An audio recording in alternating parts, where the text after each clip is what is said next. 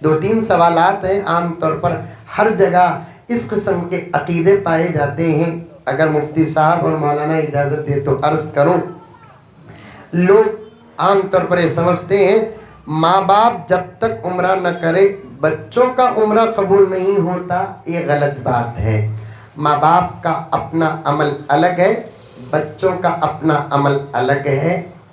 ماں باپ پر اگر حج فرض نہیں تھا، غریب تھے، بچہ دولت مند بنا، اب اس کے اوپر اگر حج فرض ہو گیا تو وہ ماں باپ پر نظر نہیں کرے گا، ان کو بھیجنے سے پہلے خود اپنا پہلا فرض ادا کرے گا۔ سمجھ میں آئی؟ ماں باپ کے خرچ کا ذمہ دار تو بچہ ہو سکتا ہے، لیکن فرض کا ذمہ دار بچہ نہیں ہو سکتا۔ ہاں، بہت اچھی بات ہے کہ بیٹا دولت مند ہے، اپنے ساتھ اپنے ماں باپ کو بھی لے کر جا سکتا ہے، بہت بڑی سعادت ہے ماں باپ کو، اور ساتھ میں بیوی کو اگر ہے تو لے کر جاؤ۔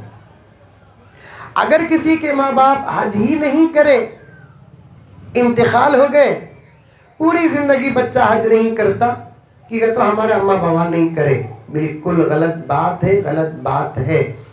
دولت رکھنے کے باوجود اگر کوئی حج نہیں کرتا، میرے نبی اتنا ناراض ہوتے ہیں اور فرماتے ہیں وہ یہودی یا نصرانی ہو کر مر جائے مجھے کوئی فرق نہیں پڑتا۔ یہ کیک کے ایمان کے لیے تڑپنے والا رحمت للعالمین مال رکھ کر حج نہ کرنے والے پر کتنے ناراض ہوتے ہیں، اس حدیث سے آپ پتہ لگا سکتے ہیں۔ عمرے کے لیے بھی یہ شرط نہیں ہے ماں باپ کرے تو بچے کرنا، بالکل غلط ہے۔ ماں باپ کرے یا نہ کرے، بچوں کو کرنے کی طاقت ہے تو ضرور کریں۔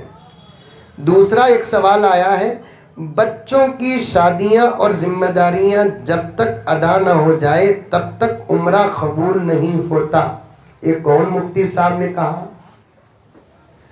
ہمارے قوم میں پڑھے لکھے مفتیاں کم ہیں، ان پڑھ مفتیاں زیادہ ہیں۔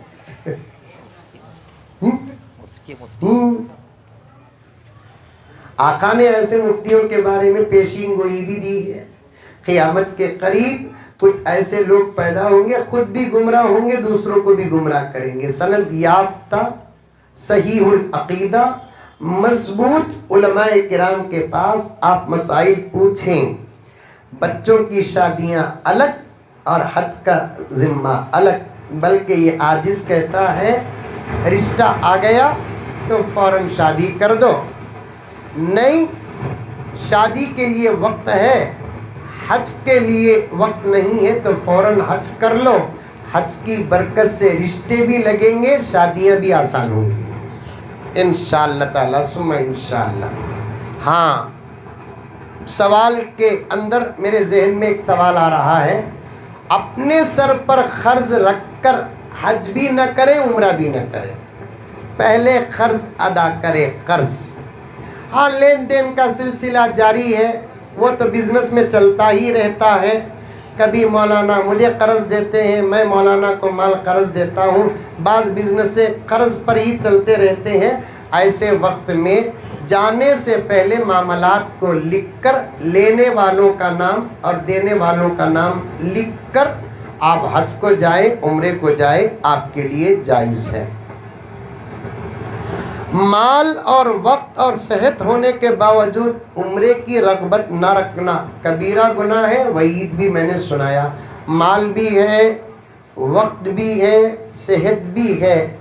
اصل میں جیسے نماز بالغ ہونے کے بعد فرض، روزہ بالغ ہونے کے بعد فرض، زکوٰۃ بالغ ہونے کے بعد مال آتے ہی 1 سال گزرنے پر فرض ہے، ویسے ہی حج بھی بالغ ہونے کے بعد مال رہتا ہے۔ حج کے لیے تو 1 سال کی بھی شرط نہیں ہے، فوراً حج کرنا۔ بعض لوگ بولتے حج کرو جی کا تو کوسی عمر ہوگی سو، یہ غلط بات ہے۔